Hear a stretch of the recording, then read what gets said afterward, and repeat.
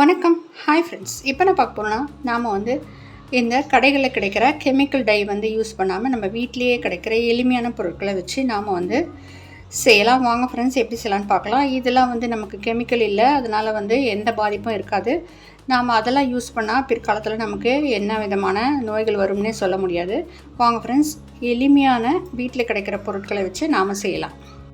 வீட்டில் கிடைக்கிற எளிமையான பொருட்கள் தான். பாருங்கள், செம்பருத்தி பூ இருந்தால் எடுத்துக்கோங்க. ஒரு 5-6 பூக்கள் எடுத்துக்கோங்க. அதே மாதிரி செம்பருத்தி இலை எடுத்துக்கோங்க.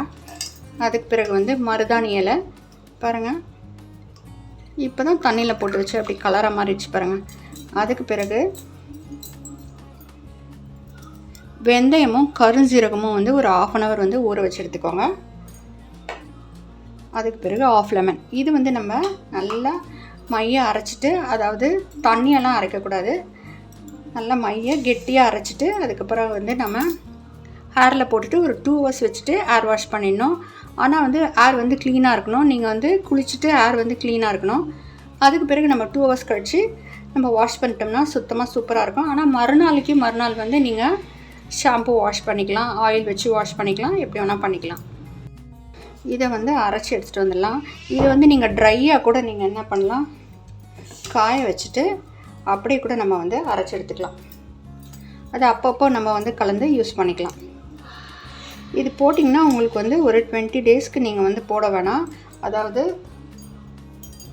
நல்லா பிளாக்காகவே இருக்கும். ஆனால் நீங்கள் அவுரி பொடி இருந்தால் கூட நீங்கள் வாங்கி இதில் கலந்துக்கலாம்.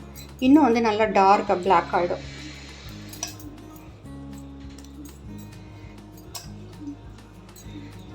இந்த காம்புகளை மட்டும் எடுத்துட்டு பாருங்கள், ஒரு செம்பருத்தி இலை ஒரு காம்புகள் எடுத்துருங்க. ஒரு 6-7 இலை போட்டுக்கலாம். உங்கள் ஹேர் எவ்வளோ அடர்த்தியாக இருக்கோ அதுக்கேற்ற மாதிரி நம்ம செஞ்சுக்கலாம்.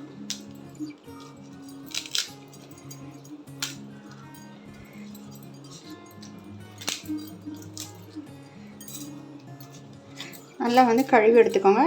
இதை நீங்கள் அப்படியே காய வச்சிங்கன்னா நல்லா காஞ்சிரும். இது அப்படியே ட்ரையாக கூட நம்ம கிரைண்ட் பண்ணி எடுத்துகிட்டு நம்ம யூஸ் பண்ணிக்கலாம். அப்பப்போ தேவைம்போது யூஸ் பண்ணிக்கலாம். இது போட்டிங்கன்னா ஒரு 2 weeksக்கு உங்களுக்கு ரொம்ப க்ரேயாக இருந்துச்சுன்னா நீங்கள் அவுரி பொடியை யூஸ் பண்ணிக்கோங்க. அது கொஞ்சம் இந்த அரைக்கிறோம் பார்த்திங்களா, இதிலே நாம் கலந்துக்கலாம். பாருங்கள், இந்த மருதாணியும் இதிலேயே சேர்த்துக்கலாம்.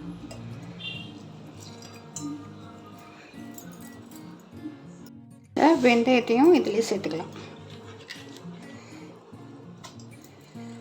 இதை ட்ரையாக அரைக்கும்போது நம்ம இதெல்லாம் லைட்டாக ஃப்ரை பண்ணி எடுத்து அரைக்கலாம்.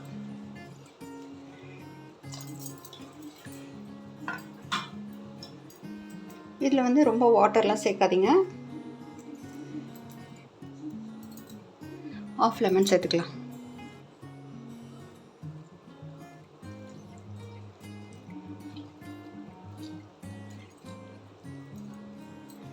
இந்த சீட்ஸ்லாம் எடுத்துருவோம். இப்போ இதை கிரைண்ட் பண்ணி எடுத்துக்கலாம். பாருங்கள், இந்த மாதிரி கெட்டியாக தான் அரைக்கணும். அப்போ தான் தலையில் பூசுறதுக்கு நமக்கு ஈஸியாக இருக்கும். இது நீங்கள் 2 hours கழித்து வாஷ் பண்ணிவிடுங்க. வாஷ் பண்ணும்போது நம்ம செம்பருத்தியெல்லாம் போட்டிருக்கிறதுனால இதுவும் ஷாம்பு வாஷ் பண்ண மாதிரி தான் இருக்கும். ஒரு நாள் விட்டுட்டு அதுக்கு பிறகு நம்ம ஆயில் வச்சோ இல்லை